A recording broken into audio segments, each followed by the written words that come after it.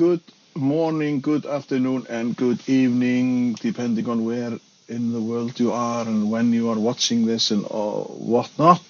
Welcome to this new session of Inspiring Conversations. And just a reminder, why are we doing this? Or why am I doing this? It is all about creating conversations that really matter. We are diving into ways to connect deeply, break down barriers, and build moments that inspire trust and growth, whether it's with your team, at work, or in your everyday chats. We'll bring more positivity, realness, and impact into every conversations. And just I just wanted to let you know that I am in Iceland. I am in a town called Kópavogur, and I live around here, but you can't see it. But this beautiful church is the town's one of town's emblems. So like you can't not notice it when you get here. So I'm in the town Kópavogur, Iceland. But now today's sessions we have a Canadian on board, and he's in Toronto, close by. Andrew, where are you? I'm right here. Yay! Great, But where great are to you in see your you. life? You I are am in a nearby Toronto. yes, I'm in a town called Kingston, which is a town about 2 hours drive from Toronto to the east. So what you say nearby Toronto, that would be like that is where I was when I was working 2 hours and 20 minutes in the west, and that was far, far away from my town. Yes, that's the most Canadian thing I've said so far is a nearby Toronto being 2 hour, two to 3 hour drive depending on the traffic. But yes, that's a Yeah, day. That's a morning trip to go see a friend in Canadian yes. terms. Yeah. But how is it? Because I really have to put you on like we will start now because I was talking to you and I was telling you that now it's not the time to be modest. Like Mm. now it's the time to be. You have to brag about stuff and you have to do this and that, say this and you were just like, yeah, I will do it the Canadian way. So uh, are we going to have like a bragging Canadian on the podcast or live session today? We'll find out. Yeah. Yeah. But before we go further, who is and like tell us a little bit about yourself and should we I don't know why there's something when we spoke or like when we have been interacting with each other like and looking at your story and you sent me this podcast where you had the realization. We will get into that I think Mm. in the chat, but like why is it that you felt like you had something to say? Like, what would you give? What is it that you bring? I know, Mm. like, for me, that was a key moment. Like, I was just inspired of the talk because that is, of course, when the chandelier lights up above your head and you're just like, okay, Hmm. now I know. So get me through, like, why and what and who is, what makes Andrew Moss tick? Mm. Well, I would consider myself a pretty average, normal guy who grew up loving sports, very active. I have a South African father, which I think plays into my story a little bit because um, for those who know South Africans, especially South African men, that they are quite direct, quite blunt, and quite limited in their emotional intelligence. I think is a fair way to say it. Yeah. Um, and that was my experience growing up, and I think my mother tried to balance that with her Canadian sensibilities. But like any young boy, you're striving to feel recognition from your father. And, I think I really struggled as a young boy finding that at home. But what I recognized as I would participate in sports, and whether it be at school or outside of school, is there were some people who had this natural ability to help me feel a way about myself that I wasn't familiar with, a feeling of competence and potential and ability that really motivated me to want to keep pursuing more and seeing what I could do. And for some reason, when I was young and in early high school, we had a careers class, where, kind of hilarious to think that you're going to try to decide what career path you're going to take, when you're 13 years old. But I declared that I wanted to be a coach in that class. And, when I think back about why, so much of it was that sense of how those people that had interacted with me at that point in my life had changed the way I felt about myself. And just thinking, like, if you're going to do something in your life, like, wouldn't it be amazing to do something that could help other people feel that same shift in them as I was feeling? And I just somehow connected that being a coach was a way to do that, and felt natural to me. So that, led to finishing school. We had a family business that I thought was going to be part of my future, but my parents sold it, so which opened up the opportunity for me to go and choose my path. And I was offered a coaching opportunity in sports originally. So I was a swimmer and a sailor predominantly through school. And I was offered a paid coaching job. I think it was $14,000 a year to get paid to be a swimming coach. And I moved to a different city, quite far across the middle of Canada. And that started a whole journey of doing exactly what others had done for me as a young boy, and helping them, just see in themselves something that they hadn't seen before. And that's led to so many really cool opportunities and a whole career, 35 and a half years or so now of calling myself a coach. I feel very blessed to be able to do that and to make a living doing that, and to meet all kinds of inspiring people, including, the lady that was interviewing me that day, that in the video, who was a past client that I met, and who was curious to learn more about my backstory as well. How is it when, like, because you mentioned your upbringing, how much of it the search for acknowledgement from your father? How much is it when you go to school and then you participate in sports? And is it because we have a mutual friend called Paul Howry, Mm. shout out to him. He's in Seattle, in the United States, Seattle, Washington, like whatever. Mm-hmm. East Yeah. Coast. I never know where they are. West United. Coast. Well, West Coast, yes. Sorry, Paul. So we are talking a little bit about belonging. Did Mm. you strive? Like, was it difficult to have like a father coming from South Africa, or did you find, like, was it a conflicting moment, or like, because if you're striving, when we start, of course, we all want to be loved, we Mm. all want to be recognized, but my upbringing was you were never you would never hear those words that you are doing good. But not in Right. my case.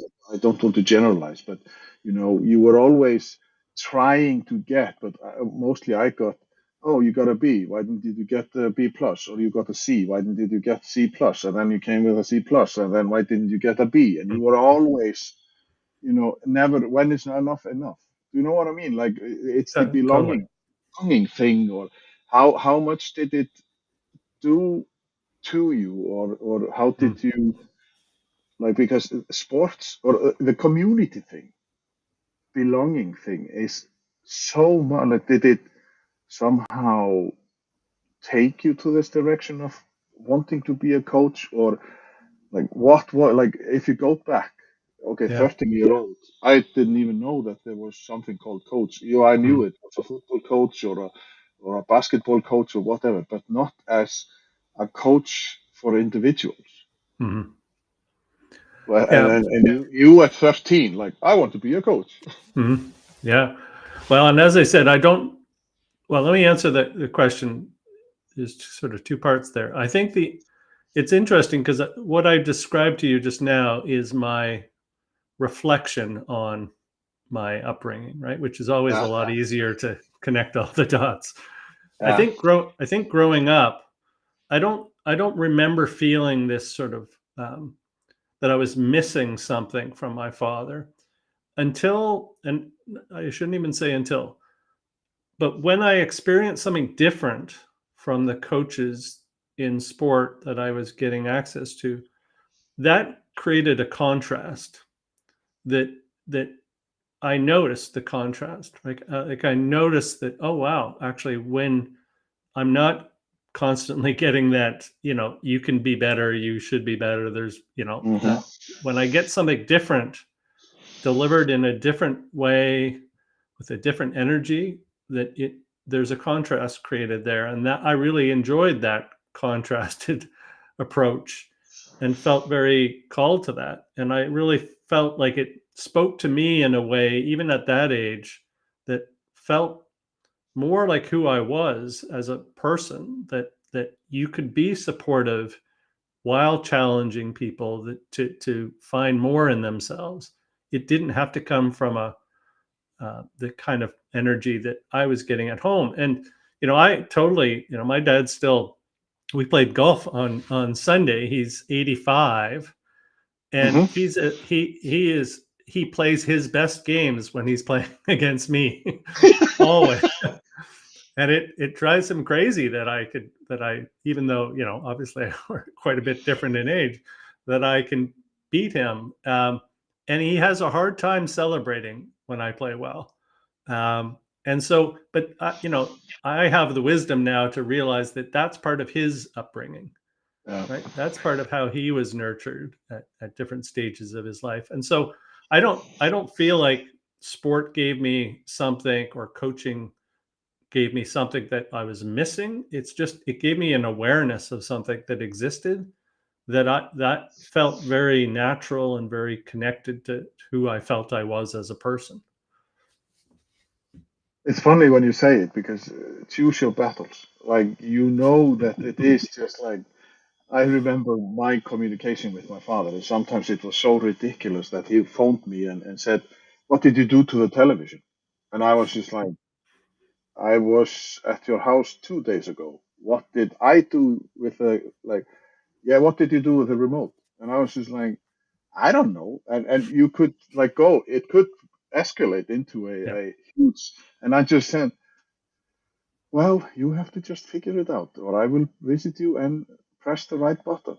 So that is Mm-hmm. because he was doing stuff that nobody knew what is. So you have to choose your fights, because it is, sometimes you just have to realize that this is not about the competition, or this is not about this. It is just something. We are all different.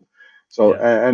and maybe this is a great segue into our topic, because you mentioned it on your website. Like, you say, you don't need to be fixed, you need to remember. And what if growth wasn't about fixing your flaws, but about remembering who you already are?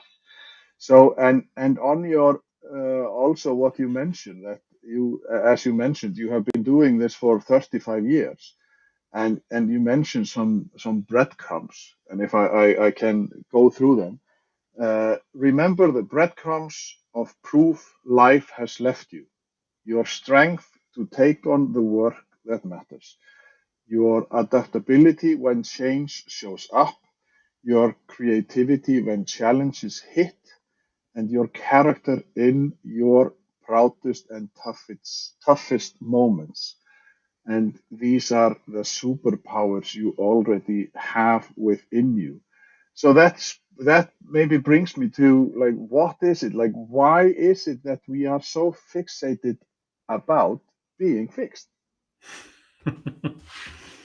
Yes, it's a great question, and it's a question that I think I can only reflect in my own experience that I think what I realized as I went through my life, that the more I sought to become somebody different, the more disconnected I became. And actually, the less I felt joy in my life. I felt like there was a striving to become somebody that was, this character in a book described that had these superpowers to, be perfectly organized every day, or to have, all of this ability that didn't really reflect what felt like realistic for me. And um, I think that that's part of our nature as humans, is we see around us, what's in front of us, and we see the flaws in ourselves, perhaps, and the strengths in others. um, and it's just this constant striving, but I don't think that that's helpful at all. In fact, I think that section of the bookstore, if it was retired, and if people actually just wrote about their real life experience of learning how to become their truest self, and the best version of themselves, which we use in coaching language all the time, but the reality is that's all we can really ever achieve anyway. um, if that was like a true story describing that, that would be a lot more empowering for people to actually say, okay, so the journey is a messy journey. The journey is about unlearning some things, relearning some things, recognizing, what we're already capable of, and just nurturing that as we go through life, and using those things as I call them, superpowers. Um, but it is a real challenge. The number of coaching clients that come in front of me who are convinced that they have to become this completely different version of themselves, after being a certain way for 30, 40, 50 years. It's astounding. And it's the source of a lot of misery for a lot of people, unfortunately. And I think it's something that we all can really work on helping by being more honest about our own journey. Yeah. I would just want to give a shout out to Aishwarya. She was saying hello all from India. And hi, Aishwarya. And also because you were mentioning the purpose, or like what you were talking before, I asked you the question, like from Mm-hmm. Rabessi, that he finds you very inspirational. Do you think purpose is something you have or you develop? Yeah, I think purpose is really about exploring ourselves. So I think purpose for any human being is really about self discovery. And I think the clarity that people often are looking for is something that develops over time. So the clarity on who we are, who we're capable of being, um, that gets uncovered as we learn more and more about ourselves by putting ourselves in new situations around different kinds of people, and seeing how we as humans respond. And so I do think purpose, for me, purpose is a singular thing, is self-discovery.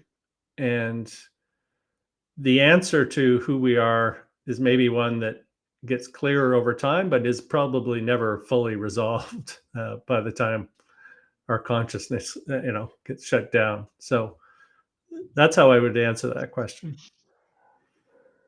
But how is it? Because I always, because I'm a social educator and I have twins, and me and my wife, she is a phys ed teacher, and we taught them to be like, behave, be kind to other people, and treat other people as they wanted to be treated, yada, yada, yada. But then puberty hits, and it's like their mind melts, and they have to be like everybody else. At some stage that happens because we are so fixated, and today I'm so happy that we didn't have social media back in the days when I was growing up, because it was quite difficult to just get through the mornings then. And Mhm. but now everything happens like at this pace. Then oh my god, I don't have the correct, like I don't have the trousers that everybody else had, and why am I this and why am I that?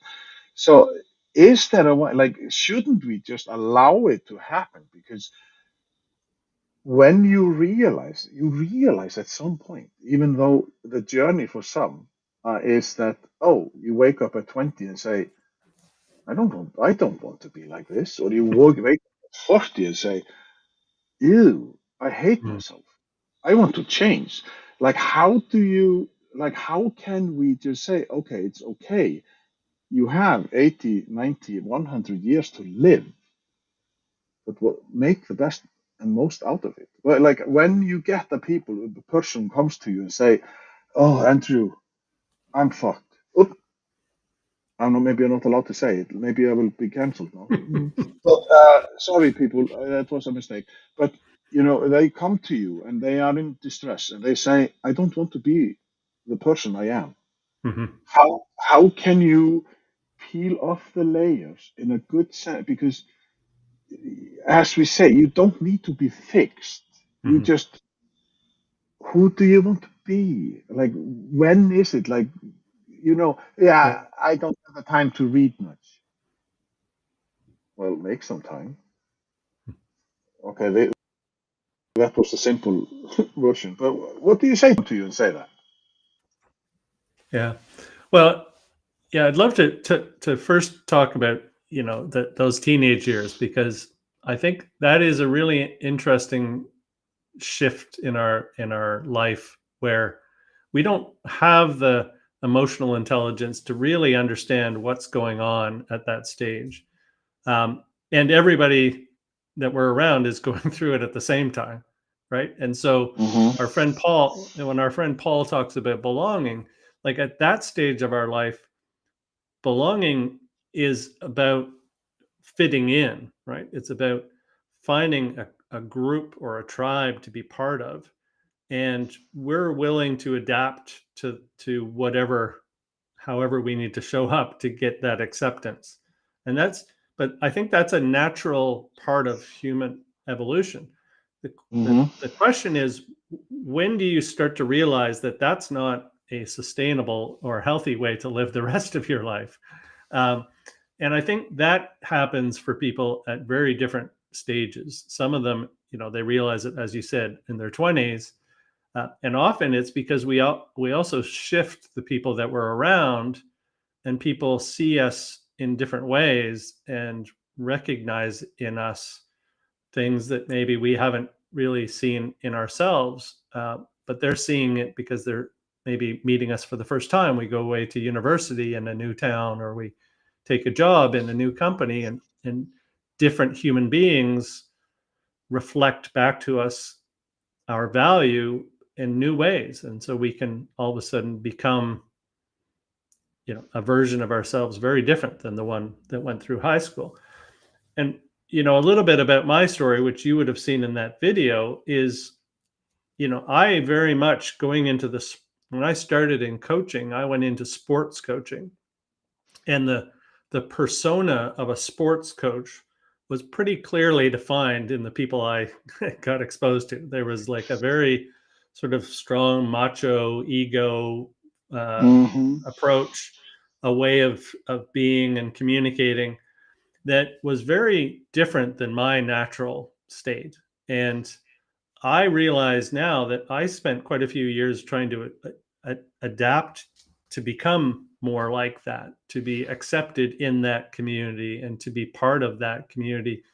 Um, but it was not comfortable for me. And it actually brought out some of the worst in me, in the sense of I actually became much more like that, much more ego focused, much sort of a believer that there was my way of doing things and then everybody else was wrong. And like I can laugh about it now because it's so the opposite of who I naturally am.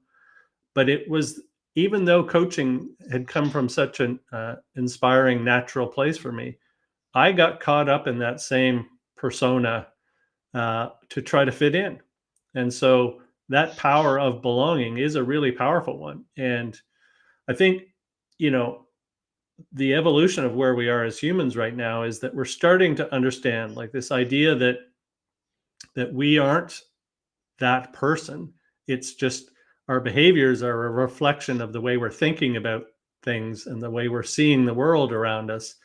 And if we're not conscious to that, then we just kind of react and go on this autopilot version of being a human being that isn't considering who we actually naturally are at our heart. It's this persona that we've become. And what was really helpful for me, and I count myself very, very lucky that this happened, is around my 40th birthday, I had an encounter with an old friend from high school that I hadn't seen since then. And he reflected back to me a version of myself that he remembered that was very different than the version he was meeting on that day.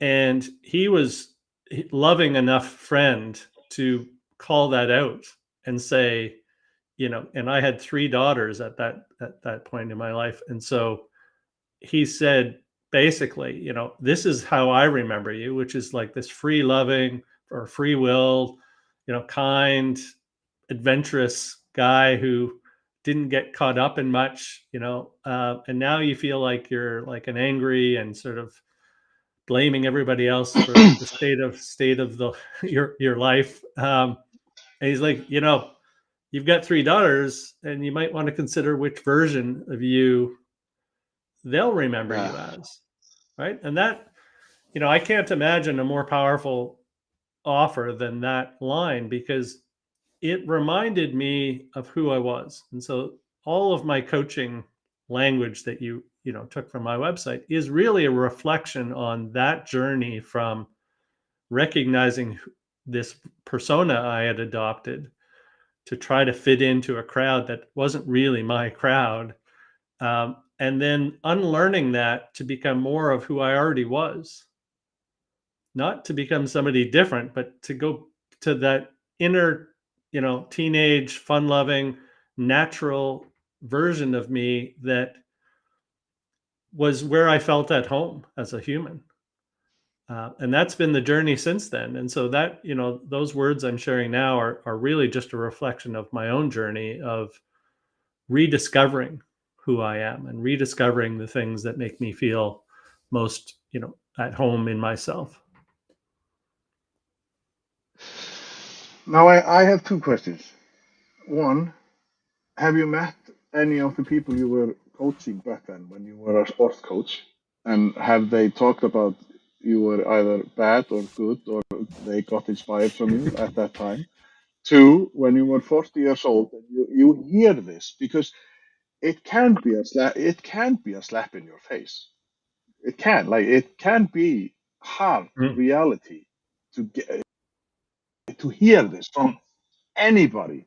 And it's a good thing that this person was not in your everyday life, because if it had been your father or mother or sister, you would have disowned them and said, I don't belong to you anymore.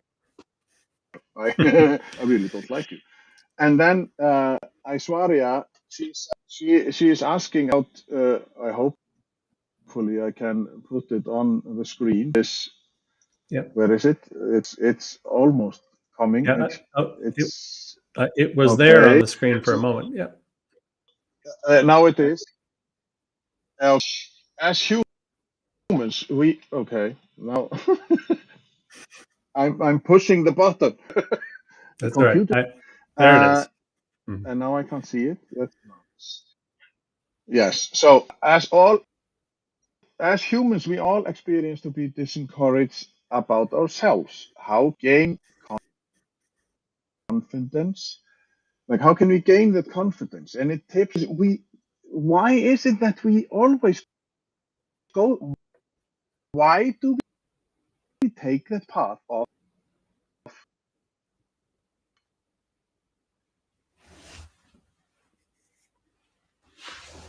And and now maybe the Canadian thing.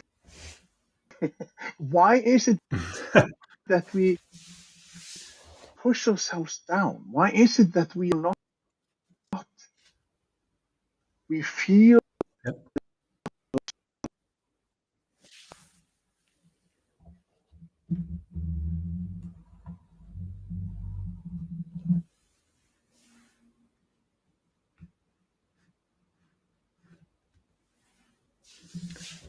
We seem to have got a choppy signal right now. So I'm going to answer the question, assuming that the recording is going to capture this. So there was a few questions in there, but let me answer the question on discouragement and gaining confidence. Andrew. I think, yep, I'm here. Andrew, are you there?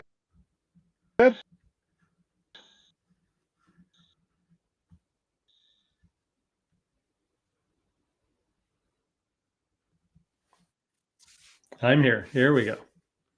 There we go.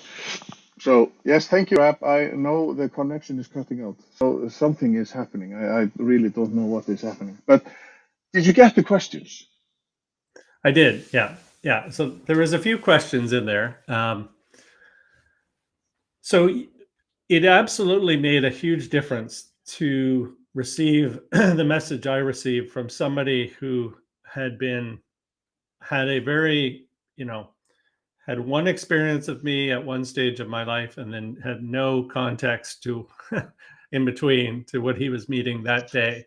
But it also mattered how the message was delivered. And it really was a message that was reminding me of something that I had clearly forgotten of that persona of who I was, right? Because that was 25 years of becoming some persona that to fit into a crowd, in that time we forget a lot of who we are. And this also goes to the question that was asked. What that question, the way it was asked, did for me is it gave me an opening to reflect on who I had been as a young person, but more importantly, all of the things that being that way had allowed me to do in my life, that felt much more powerful than you know this very controlling, ego focused persona had been able to accomplish. I spent several months after that conversation going back through my life and thinking about all of the moments that I had done amazing things or overcome challenging situations, put myself into new, moving from city to city across Canada by myself, setting up in a new place. Like, that was the adventurous young boy coming through as an adult. It was just this persona that started to kind of add layers on top of that I was no longer enjoying, and that my friend was saying, this might not be the version of you that you want your girls to remember you as. So this ties directly to the question about discouragement and confidence, because it is so easy to look forward at life and what we're facing and see all of the gaps in what we perceive needs to happen and what we feel in that moment competent to be able to do. But it only takes a little bit of time to reflect back on our lives and think about all of the things that we have done and have overcome, and all of the ways that we've shown up for ourselves and for others when very difficult situations have happened, or the adventurous part of ourselves, or the creative part of ourselves, or the part that stood up for ourselves when we needed to. And there's like these little, as I say on the website, they're breadcrumbs. But if you bring them all together, you can create a loaf of bread that's actually the evidence of who we are. And to me, we get a lot of false evidence in our life from other people, and it's very fleeting. Somebody says a nice compliment, we might receive it, and then it's quickly dissipates.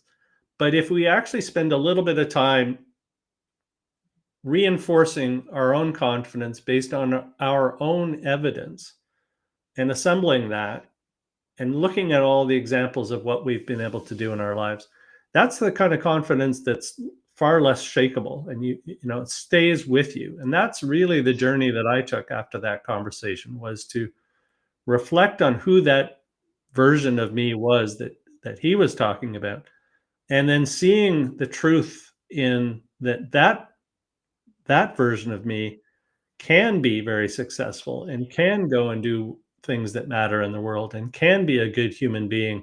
I don't need to be this persona that I had adopted. So that's, to me, where confidence comes from. Lasting confidence is the evidence of our own capabilities that we've already shown in our own lives, no matter where we are in terms of stages of life.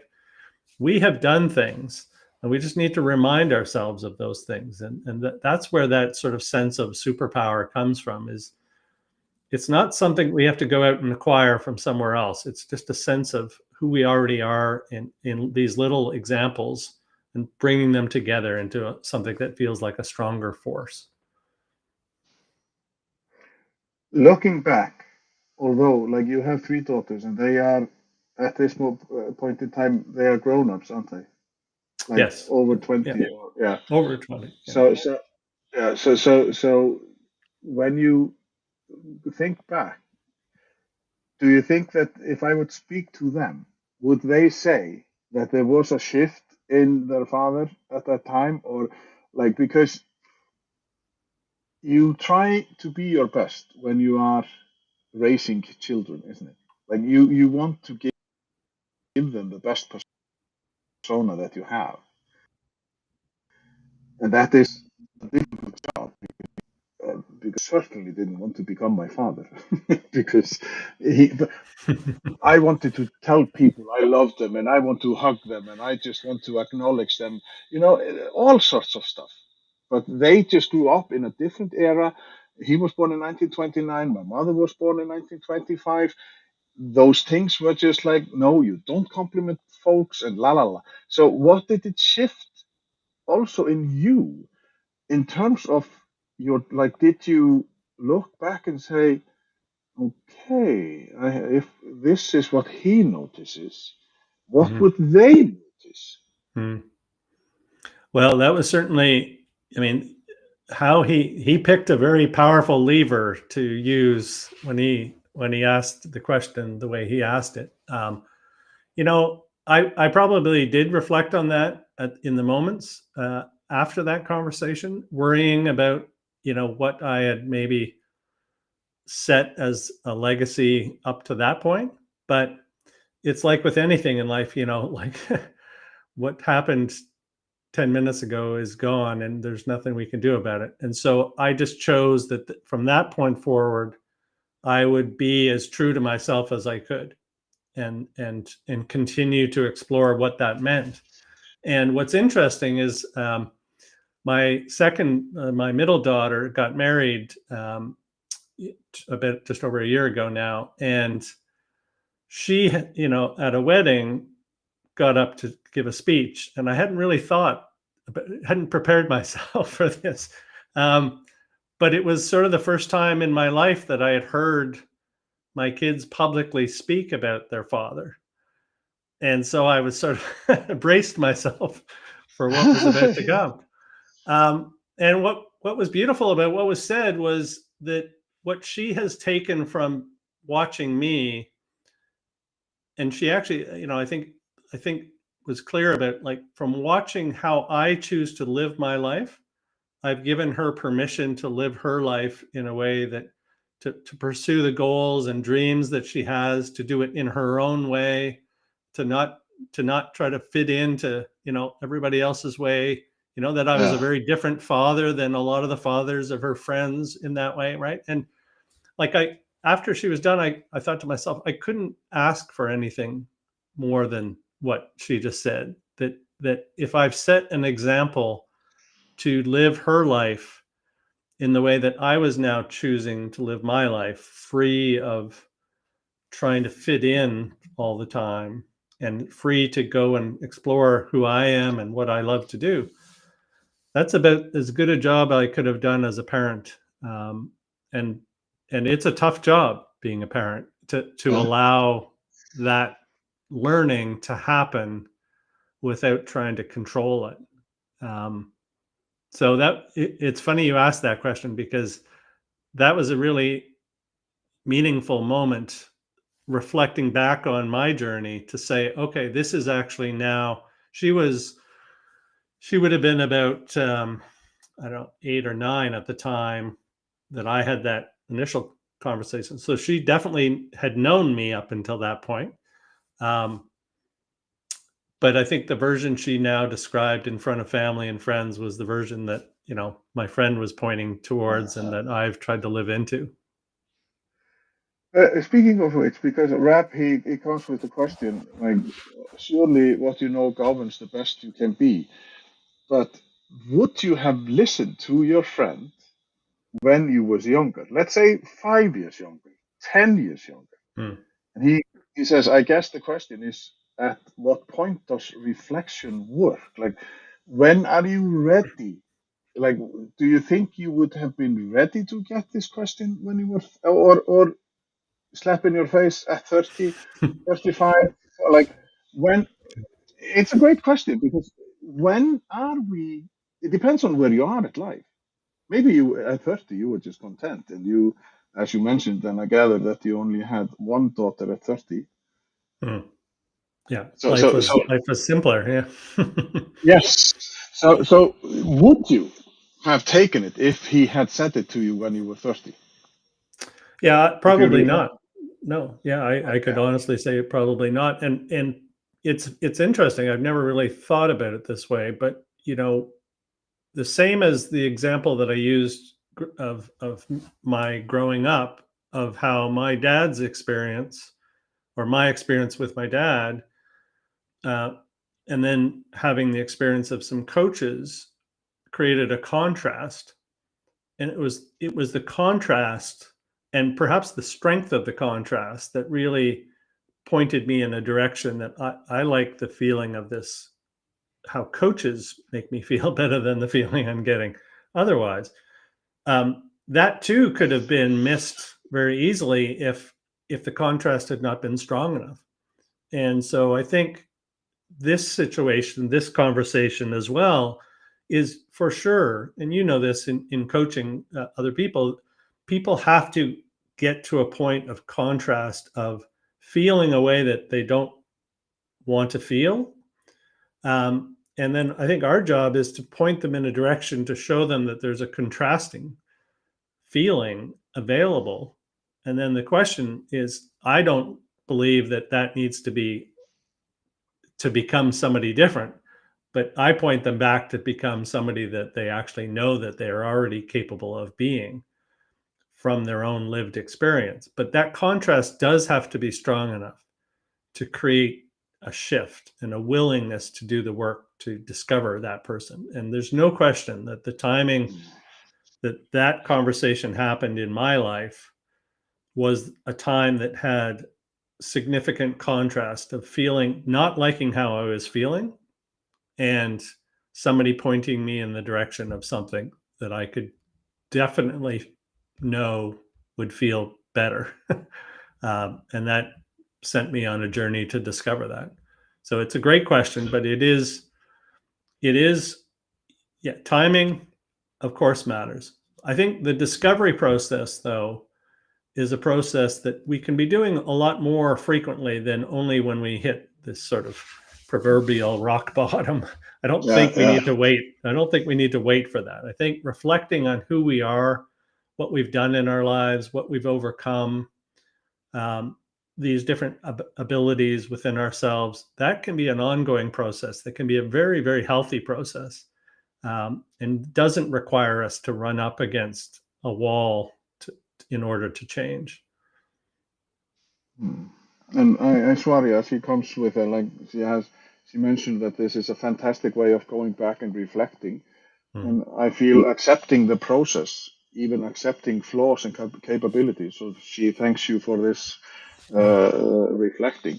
So, but because, like as you mentioned, often there is this rock bottom that we have to, or like sometimes people say, I hit rock bottom. I don't want to be like this, and I need guidance. I don't need help. Well, alcoholics, they or addicted people addicted to stuff, they would probably hit rock bottom and need help.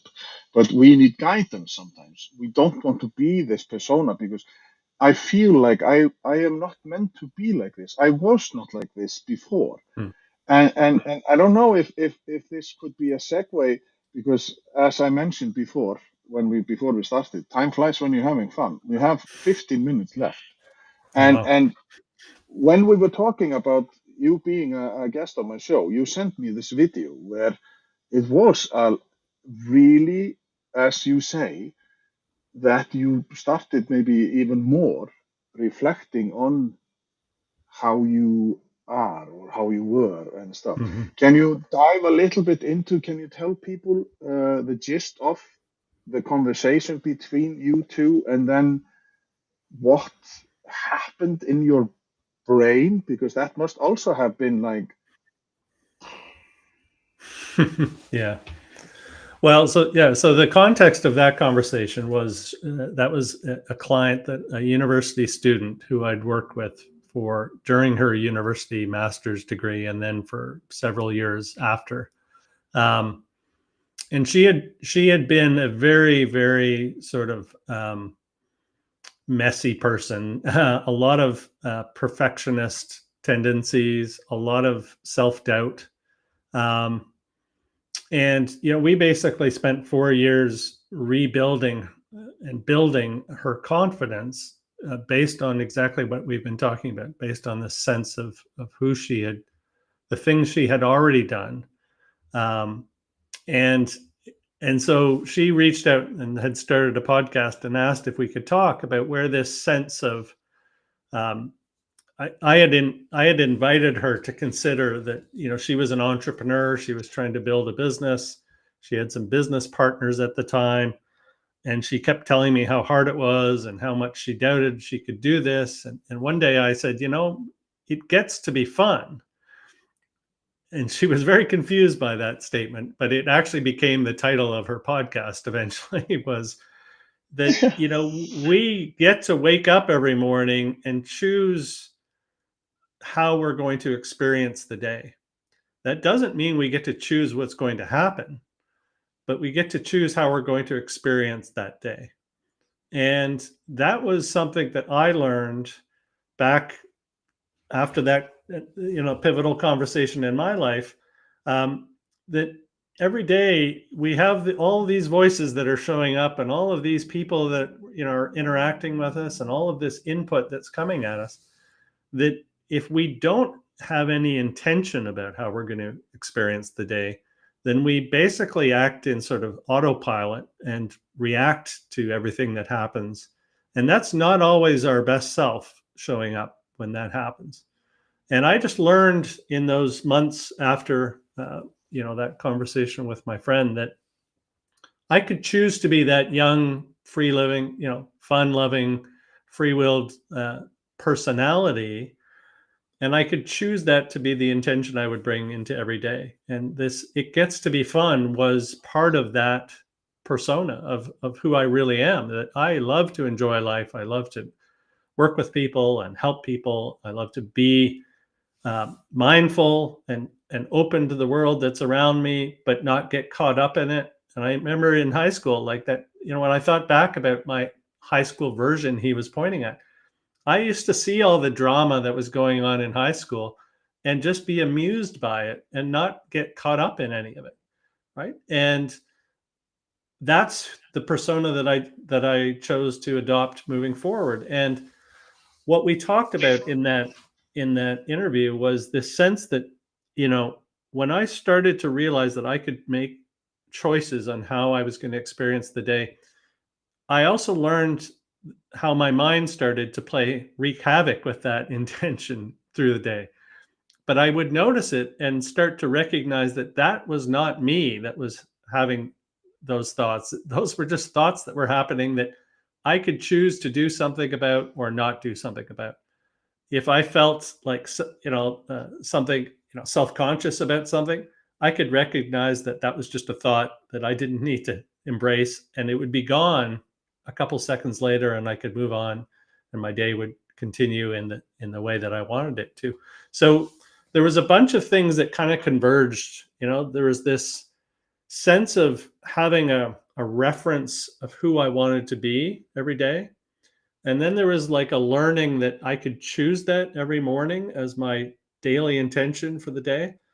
And then there was the evolution of sort of a mindfulness skill in me that recognized when I was getting pulled off of those daily intentions into space that didn't feel the way I wanted to feel. And I learned how to just let go of those things and be amused by them and be curious about why our mind, tries to wreak havoc on us all the time. And over time, that's just become my nature of going through the day and not getting bothered by the things that are going on around me. And so that it's been a journey. Like, it's not like that happened overnight, but it's been a journey of experiencing the difference of living life as a witness to the thoughts that are going on, as opposed to sort of being controlled by them. And that was a big part of that conversation, because Brooke went on to, just before she graduated, she found out she was pregnant with twins. So she was doing a graduate degree, pregnant with twins, and decided that her path forward was to buy out her business partners and to go and run the business herself as the CEO. And she tackled all of that in 4 years, and has done it beautifully, and has let go of so much of the perfectionist and the self-doubt. And she is a perfect example of somebody that has built confidence from her own evidence, not because anybody's blowing smoke up where for her, but because she sees in herself now what she's been capable of doing. And all I did as her coach really was to point her in that direction, to recognize those things as she was going through them, and to accumulate that body of evidence, to the point where now she just takes it for granted that she can do whatever she sets her mind to. It's quite it's quite beautiful to see. But how is it? Because when you mentioned you wake up and you go through the day and all the noise and everything that it goes around you, because and then maybe it's our as a man that we just can say like, oh, football or soccer is on TV, I'm going to watch that, or in your case that would be swimming, and you just zoom, you melt into the like you are just watching TV. Whereas the female male change is that while my wife, when she sometimes is watching, then all of a sudden she comes up with a thought because she sees a bucket in the crime series that we are watching, and then all of a sudden from left wing came just like, oh yeah, we need to buy that, and I'm just like, and you were thinking about that while we were, how is it that we go through that? Because there is difference, like our minds are different, and it's, do you encounter like with Brooke, if we, because we use her, if we use this in, for me, nobody can be perfect, is it? And that is the difficult thing, that relax, nobody is judging you, you Yeah. are your hardest critic ever. And you were just like all the things. And my most amusing thing when the day starts is to ask my wife, okay, so what went on your head in this? Like, what did you dream about? And boy, oh boy, when she starts, I'm just in, like, I laugh and laugh and laugh because she is just, I'm in a meadow and there's a door. Well, I'm going to avoid getting into your family life No, no. on how I respond to that. But Well, we have been together for 39 years, and that is there not you go. coming to an end. So Okay, you can like that's rest assured, she that's gets more the that's question of wonderful. how she can tolerate me. She gets more the question about how she can tolerate living with me, Sure. Yeah. not the Yeah. other Yeah. one. Yeah. Well, look, I don't know if it's actually, I don't know if it's a gender difference, or if it's just all of us are wired slightly differently Yeah. in the thoughts that we choose to do something about, and the thoughts that we don't, and our ability to sort of zone out and just go into sort of a very quiet space, like watching sport, or watching a movie, listening to music. Like, it's different for everybody. But I think the greatest gift that I've been given in my journey, and that I see reflected in Brooke as an example now is, and it was actually illustrated in this little clip she did for me a couple of months back, where she recorded a video about what it's like being a CEO. And she did it whilst on her phone in a playground, as her two twins were like, one of them was climbing on her head, the other was doing like circles on her bike around her, and her hair was a mess, right? Like she was a mom, CEO, and showing it all. And that was probably the most contrast you could have had to the version of her when I first met, who was, walking into a master's in business program, trying to look the part, trying to speak the part, trying to, do the work, the quality that she expected. And it was all this sort of self-conscious, self-doubt going on and performing. And now I saw her performing as Brooke, and it was beautiful because she's never been she's always been that person, but now she's comfortable being that person. And that comfort has allowed her now to execute and achieve so much more than that version that was trying to be somebody else. And it's just, that's the evidence that gives me the energy to, to love showing up doing the work that I do, because when you see that in somebody, you just realize the power that has. And then you see the world that we're living in and how easily people are being influenced by messages from outside that have nothing to do with their own well-being. They're just trying to influence them, right? And if we don't have an awareness of how we're responding to this external noise, then we get caught up in it. And I think on that interview with Brooke, I mentioned we were recording that the week of the US election, and just after the election had happened, the most recent election. And I referenced the fact that I was watching like half of the population being mortified at what was happening and half of the population celebrating what was happening. And the fact that what was interesting about that was all of that was allowing external results to influence how people were going to experience their day-to-day life. And that's more troubling to me about the future, like the state of our world, is that more and more people seem to be detached from their own well-being and influenced by external inputs. And that my journey only happened, in my evolution to being a sort of a better version of myself, has only come because I've recognized that I actually need to be in charge of my own well-being. I am well already. I don't need anybody else to make me well, but I need to learn how to deal with all the noise. Yeah. Well, Andrew, we have a minute. What do you feel? How do you feel about that? But Rap, he says, so very usual. Thank you for your reflection and helping raise the importance of reflecting as your journey, as you journey through life. Because we sometimes we just need to do it. And he makes a joke about I should stop talking about my drinking habit. So you should help me. But the only drinking habits, my bad drinking habits, are Coca-Cola. So there you go. I don't. Not so bad. I don't. But but your belief now is you say on your website. My belief is that the future of humanity won't be shaped by technology.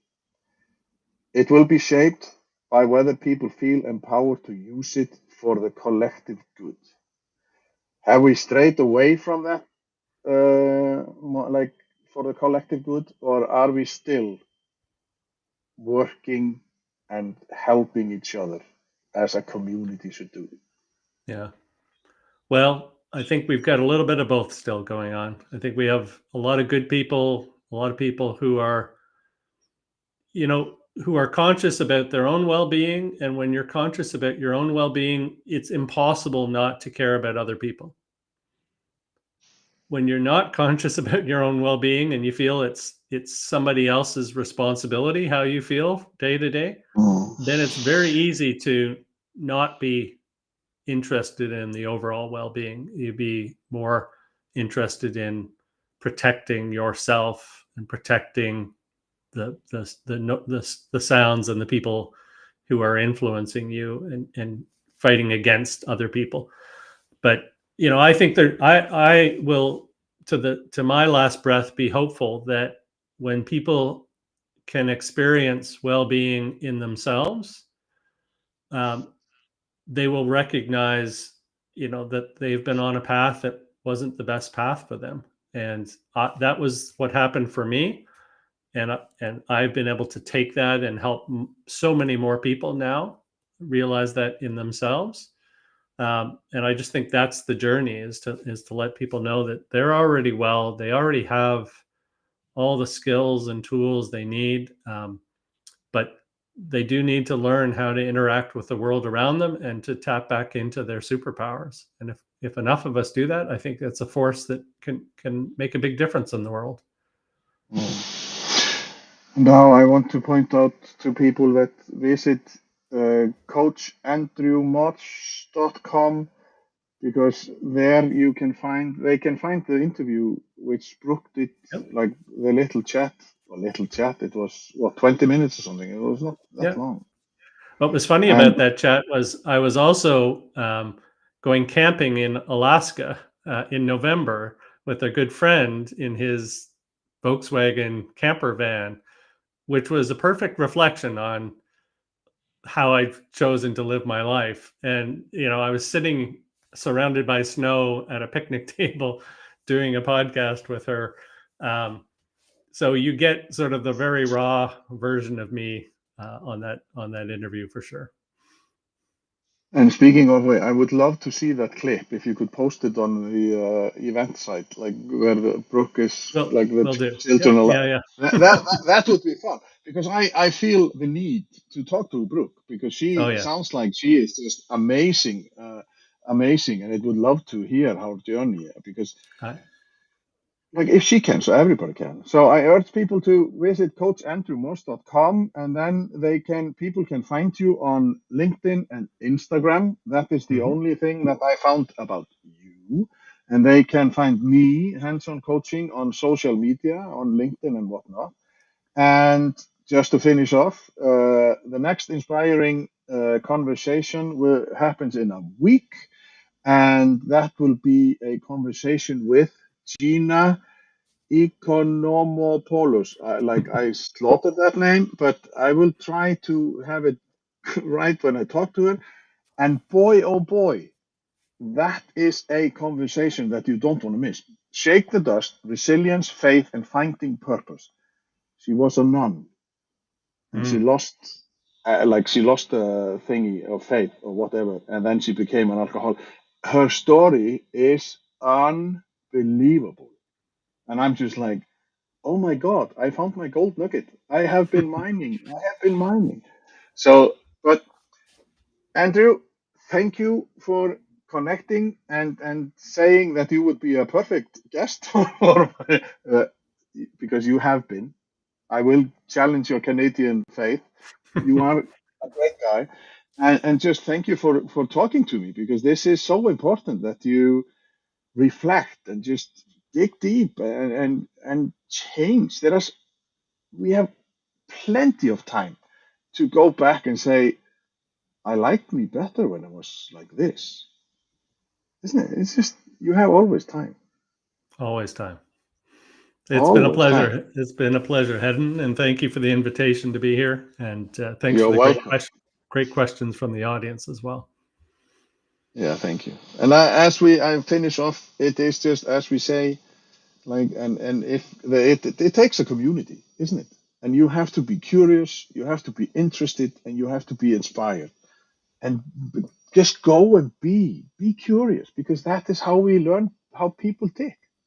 So thank you very much, Andrew, and everybody else for watching this